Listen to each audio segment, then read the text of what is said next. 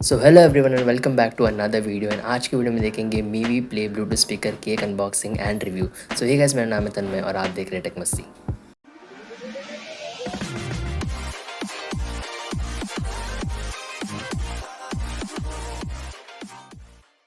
सो ये main box Mivi play Bluetooth speaker का and सामने की तरफ लिखा हुआ है यहाँ पे 5 वॉट का स्पीकर आपको मिलता है। एंड पीछे की तरफ और कुछ डिटेल्स है जैसे कि HD sound support, splash proof and Bluetooth 5.0 और बहुत कुछ डिटेल्स यहाँ पे दिए हुए हैं। तो जल्दी से बॉक्स को ओपन करते हैं, देखते हैं क्या क्या कंटेंट्स मिलता है आपको।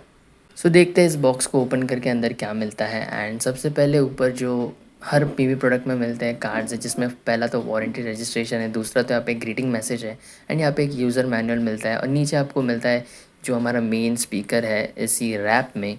तो इसको मैं पहले बाजू में रख देता हूँ एंड नीचे कुछ केबल्स है तो देखते हैं इनकी तरफ। एंड सबसे पहला जो यहाँ पे केबल है वो एक चार्जिंग केबल है जो माइक्रो USB केबल है।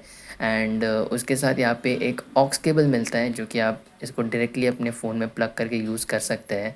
सो अब आते हैं अपने मेन स्पीकर की तरफ एंड इसको मैं यहाँ से निकालता हूँ। सो मेरे पास यहाँ पे वाइट कलर है एंड इसमें 6 अलग अलग कलर्स आते हैं। तो यहाँ पे सामने मीवी की ब्रांडिंग है एंड यहाँ पे नीचे एक रोप दिया हुआ है इसको कैरी करने के लिए। एंड इसकी बिल्ड क्वालिटी बहुत ही अच्छी है, लाइक प्लास्टिक बिल्ड है बट प्रीमियम फील्ड होता है। नीचे यहाँ पे एक रबर का ग्रिप दिया हुआ है सरफेस ग्रिप करने के लिए। एंड पीछे यहाँ पे ऑक्स का cable connection and charging port यहाँ पे दिया हुआ है। सो बहुत ही कॉम्पैक्ट स्पीकर है, लाइक ईज़िली आप इसको कहीं भी कैरी कर सकते हैं।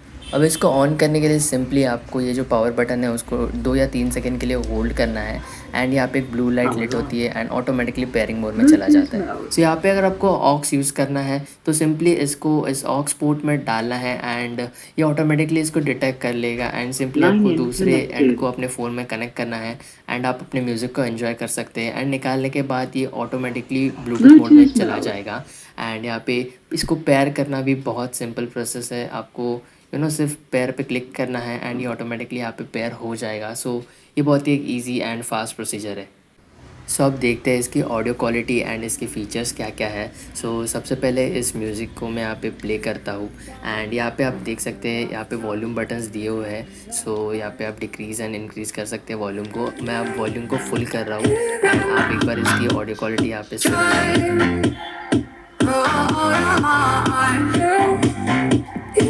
एंड अब अगर आप वॉल्यूम अप पे अगर थोड़ी देर प्रेस करके रखेंगे तो आप यहाँ पे नेक्स्ट सॉन्ग सुन सकते हैं। एंड सेम है, अगर आप वॉल्यूम डाउन पे थोड़ी देर प्रेस करके रखेंगे तो आप जो प्रीवियस ट्रैक था वो सुन सकते हैं।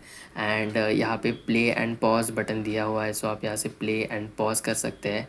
एंड अगर आप पावर बटन पे एक बार टैप करेंगे तो यहाँ पे आप गूगल असिस्टेंट या सीरी को इधर से सीधा एक्सेस कर सकते हैं। सो ये एक अच्छी बात है यहाँ पे। एंड इवन आप इससे कॉल रिसीव एंड रिजेक्ट भी कर सकते हैं।